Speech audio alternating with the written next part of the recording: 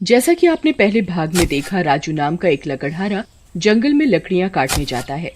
वहाँ उसे ब्रह्म राक्षस मिल जाता है। वो ब्रह्म राक्षस राजू के शरीर में प्रवेश कर जाता है और फिर राजू रात में ब्रह्म राक्षस बनकर लोगों को मारने लगता है। इस बात का पता उसकी बीवी रमा और बाकी गांव वालों को चलता है। फिर गांव वाले नदी किनारे बैठने वाले एक साधु बाबा को लेकर आते हैं और वो बाबा राजू को एक सोने की चेन देते हैं, जिसे पहनने के बाद राजू के अंदर का ब्रह्म राक्षस शांत हो जाता है। फिर एक दिन राजू वो चेन उतार कर नहाने के लिए जाता है। तभी वहाँ से गुजरता हुआ कालू चोर उस चेन को देखता है।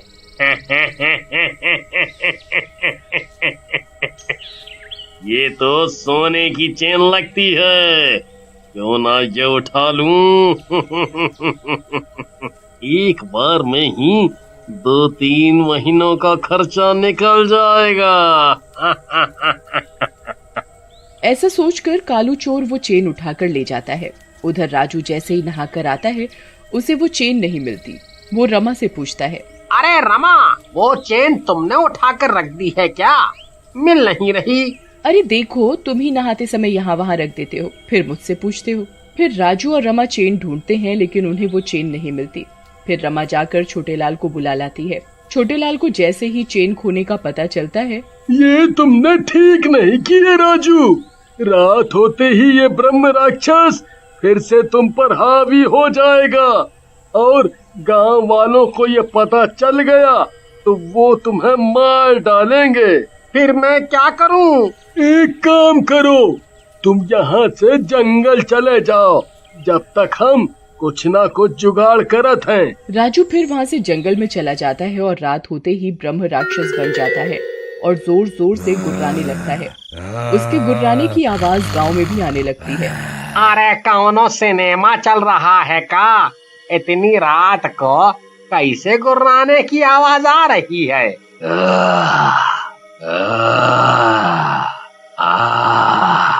अरे रमा बहन, राजू कहाँ है? दिख नहीं रहा। सब ठीक तो है ना? फिर रमा रोते हुए दिन की सारी बात बताती है, जिसे सुनकर गांव वाले गुस्से में आ जाते हैं। ये तुमने ठीक नहीं किया रमा बहन। अपने पति की जान बचाने के लिए सारे गांव की जान जोखिम में डाल दी। अब हमें अपनी जान बचाने के लिए उस ब्रह्म राक्षस से मुकाबला करना ही होगा। फिर सारे गांव वाले हाथों में मशाल लेकर जंगल की तरफ चल देते हैं। तभी चलते चलते उन्हें कुछ डरावनी आवाजें सुनाई देती हैं। अरे लल्लू भाई, तुम सब लोग आगे चलो, हैं? हम जरा लघु शंका का निपटारा करके आते हैं। लेकिन जैसे ही गांव वाला लघु शंका के लिए घूमता है, वहाँ चुड़ैल आ जाती है। रुक जा मूर्ख, चुड़ैल को गीला करने जा रहा है। रुक जा, नहीं तो मैं तेरी जान ले लूंगी। अरे नहीं चुड़ैल जी, हम कुछ नहीं कर रहे। हमें हमें हमें माफ कर दो, हमें माफ कर दो। ऐसा कहकर गांव वाला वहाँ से भागने लगता है। अरे भागो रे भागो, अपनी अपनी जान बचाकर भागो। यहाँ ब्रह्म राक्षस नहीं, यहाँ तो चुड़ैल का मसला भी है भाई। अरे यार, इन सब के चक्कर में मैं कहाँ फंस गया? मेरी तो शादी होने वाली है। लगता है सुहाग रात नहीं होने देंगे रे ये लोग। अरे क्या रमा बहन, भला मैं आपके घर से चोरी क्यों करूँगा? मैं तो बड़ा शरीफ आदमी हूँ। अरे और ये चुड़ैल जैसी औरत, क्या ये आपकी बहन है? कल्लू की बात सुनकर चुड़ैल को गुस्सा आ जाती है और वो कल्लू को उल्टा लटका देती है। चोर कहीं के, मुझे चुड़ैल बोलता है। अभी रुक, बताती हूँ तुझे। चुड़ैल जैसे ही कालू को उल्टा लटकाती है, वो चेन उसके गले से बाहर आ जाती है। रमा जल्दी से वो चेन उठा लेती है। धन्यवाद बहन, तुम्हारी वजह से ये चेन मुझे वापस मिल गई। अब मेरे पति उस ब्रह्म राक्षस से बच जाएंगे। उसके बाद चुड़ैल और रमा जंगल की तरफ जाते हैं। दूसरी तरफ गांव वाले भी गांव की एक जगह इकट्ठा होकर एक योजना बनाते हैं। भैया, ऐसे तो हम सब लोगों को ये चुड़ैल और ब्रह्म राक्षस दोनों मार डालेंगे। हम तो कहा थे ये हमें मारे इससे पहले हम ही क्यों न इन्हें मार डाले। भैया बात तो तुम सही कहा थो, लेकिन ऐसे कैसे मार सकत हैं? हम सब तो साधारण इंसान हैं और वो सब तो शैतान है, और राजू भी तो फंसा है बेचारा, उसकी जान का क्या है? लेकिन गांव वाले छोटे लाल की बात नहीं सुनते और हाथों में मशाल लेकर जंगल की ओर चल पड़ते हैं। उधर रमा और चुड़ैल जंगल में पहुंचकर ब्रह्म राक्षस को आवाज लगाती हैं। ब्रह्म राक्षस बाहर निकल, कहाँ छुपा है डर के? पहले मेरे पति के शरीर में छिप गया और फिर गांव वालों से बाहर निकल। रमा की आवाज सुनकर ब्रह्म राक्षस गुर्राते हुए बाहर आ जाता है।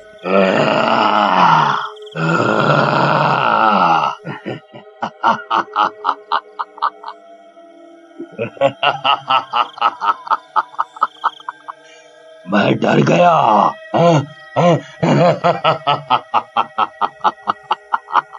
अरे मूर्ख औरत, मैं तो सब गांव वालों को उनके घर से निकालना चाह रहा था ताकि सबको एक साथ मार सकूं। आज मेरा सपना जरूर पूरा होगा। सब आ रहे हैं मरने। तभी चुड़ैल उसके सामने आ जाती है। इस जंगल में या तो तू रहेगा या मैं। रमा बहन से मिलकर मुझे एहसास हुआ कि एक पति के लिए पत्नी क्या कर सकती है। अब अगर तेरे में हिम्मत है तो राजू का शरीर छोड़ और बाहर आकर मुझसे मुकाबला कर, नहीं तो ये चूड़ियां पहन ले। चुड़ैल के ऐसा बोलने पर ब्रह्म राक्षस राजू के शरीर से बाहर आ जाता है और चुड़ैल की तरफ बढ़ता है। रमा बहन तुम जल्दी से राजू को वो चेन पहना दो ताकि ये दोबारा उसके शरीर में ना जा सके। रमा जल्दी से राजू के गले में वो चेन डाल देती है। उधर तब तक गांव वाले भी वहां पहुंच जाते हैं। अरे बाप रे, यहाँ तो चुड़ैल और ब्रह्म राक्षस दोनों हैं।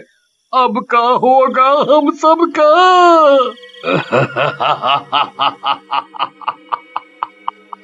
चुड़ैल, ये तूने अच्छा किया जो इस सूखे राजू के शरीर से मुझे आजाद करा दिया और गांव वालों को भी यहाँ बुला दिया।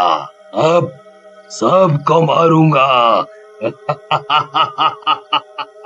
इन्हें तो तब तू कुछ कर पाएगा ना जब तू जिंदा बचेगा। ऐसा कहकर चुड़ैल ब्रह्म राक्षस को पकड़ लेती है और गांव वालों से बोलती है, गांव वालों तुम जल्दी से हम दोनों को आग लगा दो, मेरे साथ साथ ये ब्रह्म राक्षस भी जल जाएगा।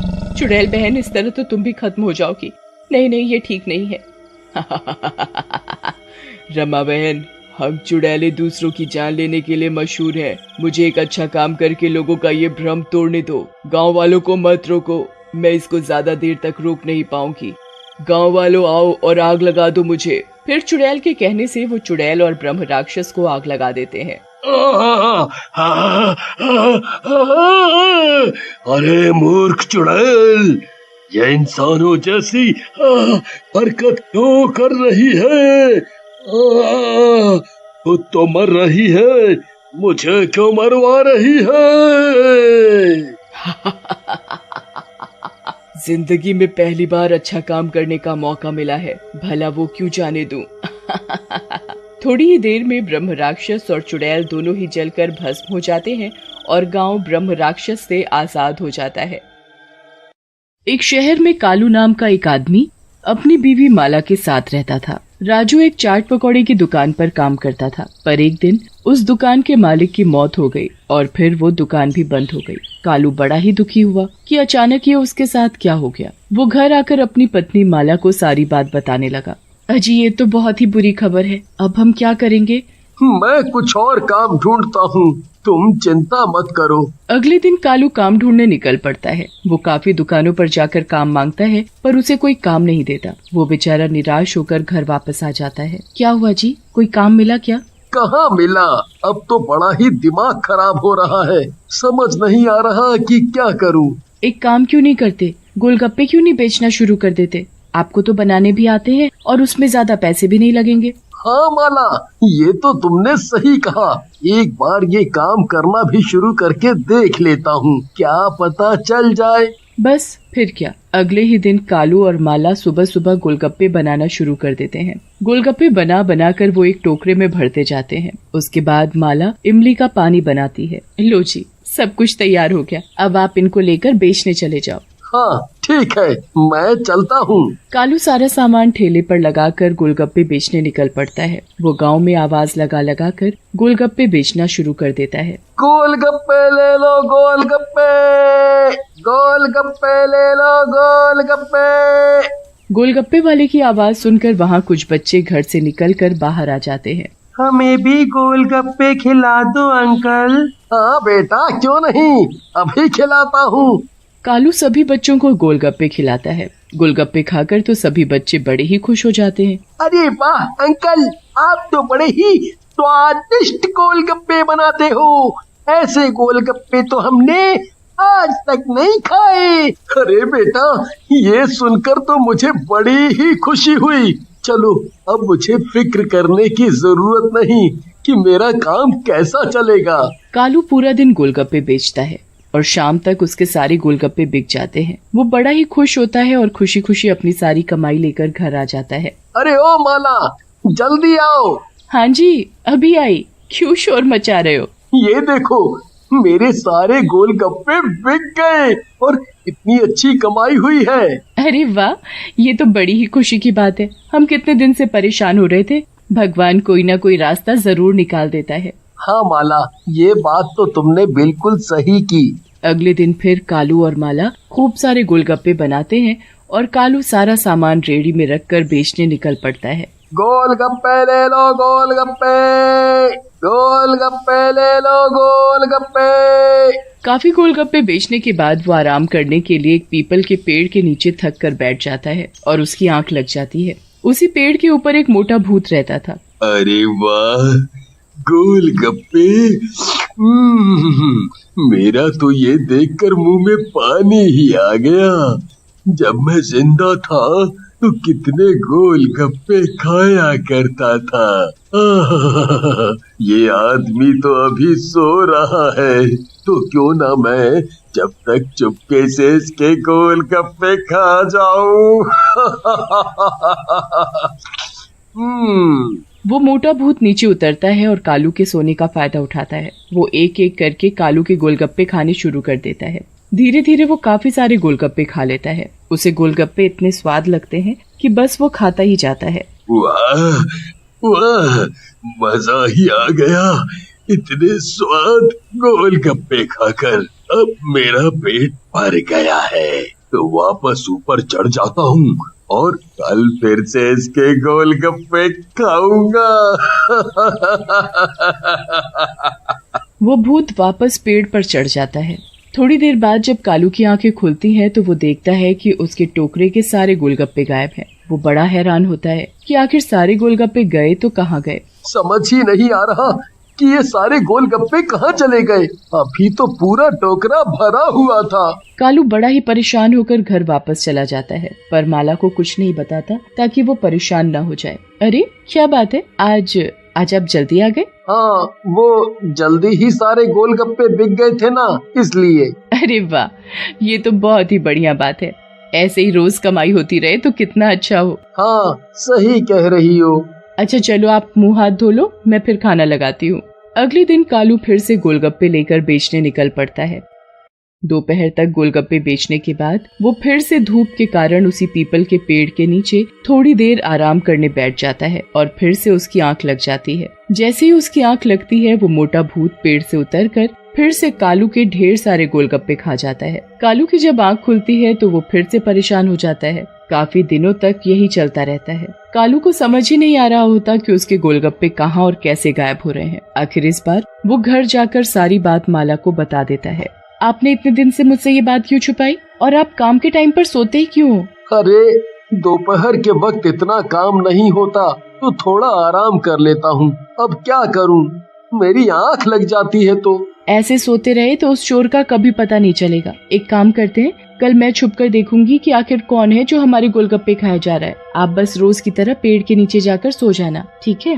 हाँ, ये तो अच्छा तरीका है उसे पकड़ने का। बस फिर क्या, अगले दिन कालू और माला अपनी पूरी तैयारी कर लेते हैं उस चोर को पकड़ने की जो उनके गोलगप्पे खा रहा था। कालू रोज की तरह अपना गोलगप्पे की रेडी उस पीपल के पेड़ के नीचे लगाकर सोने का नाटक करने लगता है और माला दूर खड़ी उस चोर के आने का इंतजार करने लगती है। जैसे ही मोटा भूत कालू को सोते देखता है वो बड़ा ही खुश हो जाता है।